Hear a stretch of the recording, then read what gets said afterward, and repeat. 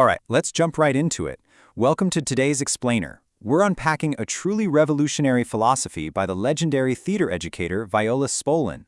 We're zeroing in on her foundational text, Improvisation for the Theater, specifically Chapter 1, which is all about creative experience. Now, you might be thinking, hey, a book about acting? That's just for actors, right? Well, not exactly. Spolin's work fundamentally turns traditional theater training and honestly our entire understanding of human creativity completely on its head. Her approach isn't just about performing on a stage, it's literally about how we interact with the world around us. So, we're going to start by challenging a deeply ingrained societal belief. Is talent just a myth?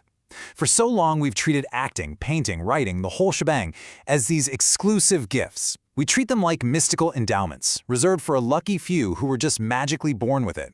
The common thinking is, if you don't have this magical talent, you might as well pack it up and go home. But Spolin, she completely rejects this idea.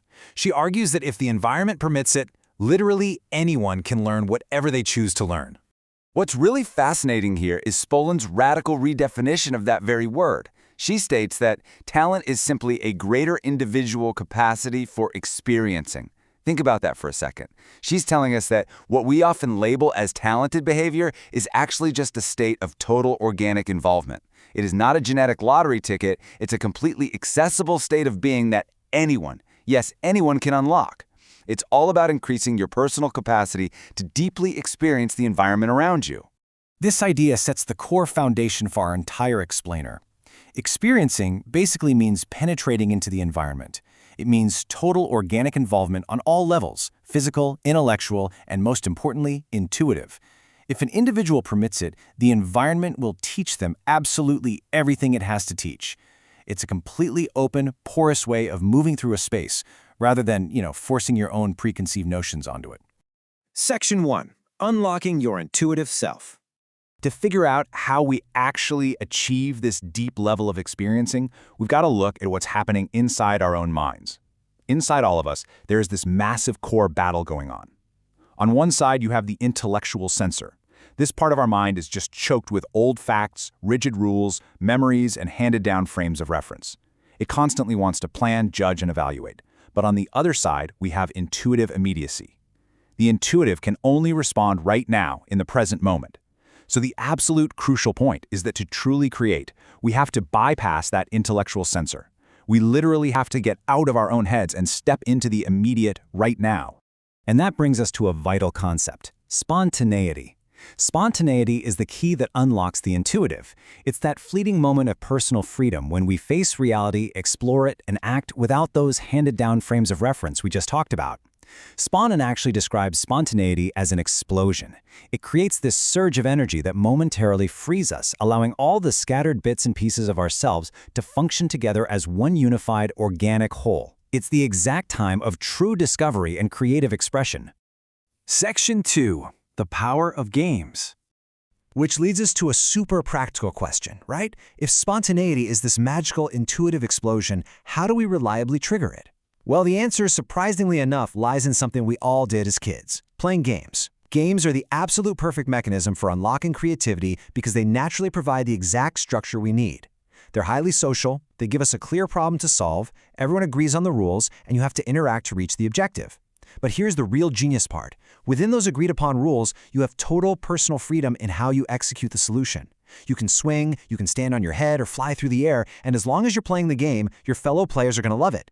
Essentially, the game structure is a Trojan horse designed to bypass the intellect. By focusing entirely on solving the objective of the game, what Spolin calls the point of concentration, the energy released actually tears apart our mental blocks. The player is so incredibly busy trying to keep the ball in the air or solve the puzzle that their self-consciousness completely dissolves. The ear alerts the feet, the eye throws the ball, and the total person just awakens. Section 3. Removing the inner censor. Now let's see how this builds into overcoming the biggest roadblock that prevents this natural, joyful playing. Because even within a game, we often stumble. Why? Because of our desperate, paralyzing need for outside validation. Spolin writes, we see with others' eyes and smell with others' noses. Really think about that for a second. Before we can play, we must be free to make direct contact with our environment. But for most of us, our simplest move is interrupted by the fear of disapproval.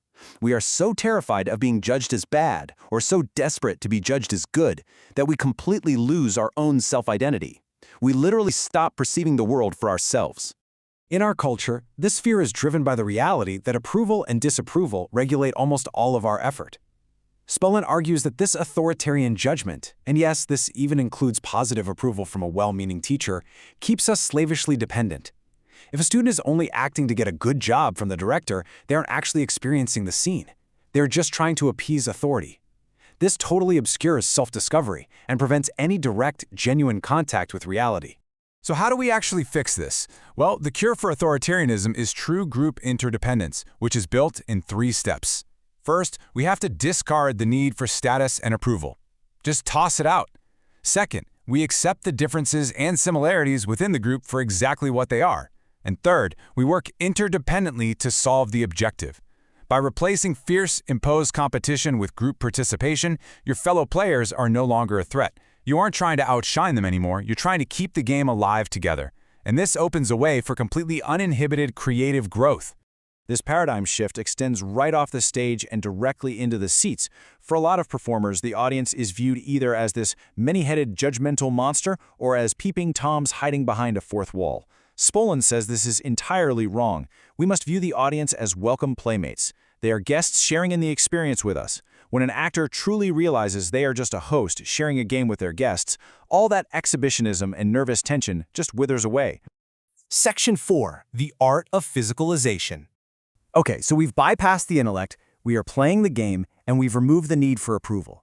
But how do we actually translate this intuitive freedom into a performance? We rely on physicalization. That means presenting material on a concrete, physical, nonverbal level to create stage reality. Because as far as the audience is concerned, reality is received through sensory equipment. An actor has to make direct contact with the environment and bring it to life physically. You can't just think about a cold winter day in your head, you have to physically manifest that cold, so the audience can see it and feel it right there with you. There is a stark difference here between the internal and the external. Internal feelings are private, and frankly, they're invisible. An actor can sit on stage and think up a highly detailed, deeply emotional psychological case history for their character, but if they don't move, the audience sees absolutely nothing.